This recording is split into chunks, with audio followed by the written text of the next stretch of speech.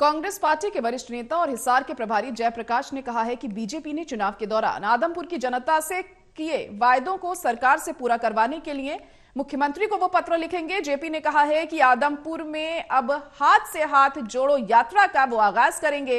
हिसार में जेपी प्रकाश से खास बातचीत की है total news bureau head doctor Mahesh Kumar ने।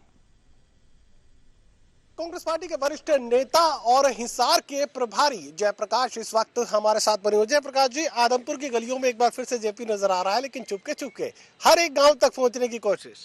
ये तो मैंने पहले कह दिया था चुनाव के बाद, हम इन जैसे नहीं है कि जनता के साथ बरगला करके झूठ बोल करके वोट लेकर के चले जाएं और फिर दिखाई ना दें।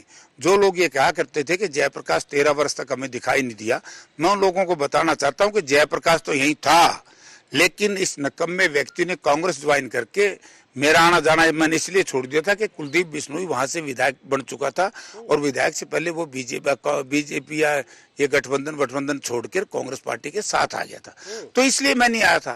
तो मैंने फैसला किया मैं गाँव गाँव नहीं घर घर जाऊंगा, मैं हर दुख सुख में जाऊंगा और जो वायदे मुख्यमंत्री जी ने आदमपुर की रैली में किए थे और जो इन कांग्रेस के नेता जो बीजेपी के नेता थे, मंत्री थे, गांव-गांव में आकर के जनता को बहकाने और बरगलाने का काम करके गए थे, मैं इनको बराबर चिट्ठियां लिख रहा हूं कि भाई आपने कहा था कि ये नई नहर बन जाएगी, आपने कहा था कि आदमपुर को पेरिस की तरह बना देंगे, आदमपुर की सड़कें ठीक कर देंगे, हालत क्या है। और अगले महीने मैं गाँव-गाँव जाऊंगा, उन साथियों से पूछूंगा जिन्होंने भावना में बह करके किसी कारण से बीजेपी को वोट दिया है, क्या अब ये राज में आगे जो कहते थे भाई 26 साल 27 साल का वनवास काटेंगे, अब तो हम महलों में रहेंगे, उनको मिल गया क्या वो चीजें। भव्य बिश्नोई तो लगातार कोशिश कर रहे हैं, ऊपर भी और नीचे भी विकास की रफ्तार वो बढ़ाने की कोशिश कर रहे हैं, ज्यादा से ज्यादा आदमपुर के लिए पैसा लाने की कोशिश कर रहे हैं। अब यही बयान कुलदीप बिश्नोई का है और इसी भाषा का इस्तेमाल भव्य बिश्नोई कर रहे हैं। देखिए, इन्होंने तो बहुत दिन हो गए, अगर कुलदीप बिश्नोई या इसके परिवार को काम करना होता आदमपुर का, जो मैंने पहले से कहा था कि विधायक और सांसद की निधि जो मिलती है वही इसने आदमपुर में कभी खर्च नहीं किया। भैया क्या करेंगे, तो ड्रामा करते हैं।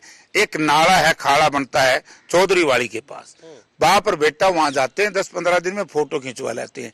क्या एक चौधरी वाड़ी के खाड़े से आदमपुर का विकास हो जाएगा? ये ड्रामा है। मुझे ये बताइए कि हाथ से हाथ जोड़ने की कोशिश भी आप आदमपुर के लिए कर रहे हैं? यस, अभी जल्दी शुरू करेंगे। 26 जनवरी के बाद अभी राहुल जी की पदयात्रा अभी खत्म हुई है। आपने देखा कि राहुल जी की पदयात्रा के बाद गठबंधन सरकार की चूड़े नहीं लगी हैं। बीजेपी ने अपने शीर्ष नेताओं को ला करके कहते हैं जो हमें लॉस हुआ उसको पूरा कर देंगे। अरे भैया, तुम्हें तो पूरा कहां से लॉस नहीं हुआ, ये जीरो हो गई है गठबंधन सरकार, कोई लॉस वॉस नहीं है, पूरा कहां से कर देंगे।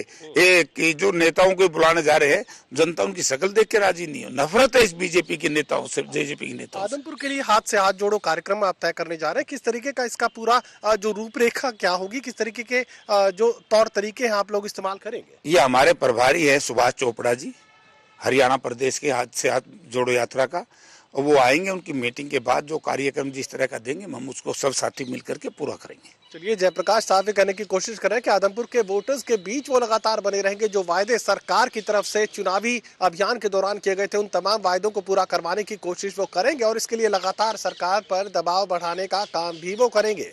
सुयोगी कमल के साथ doctor Mahesh Kumar, total news Hisar.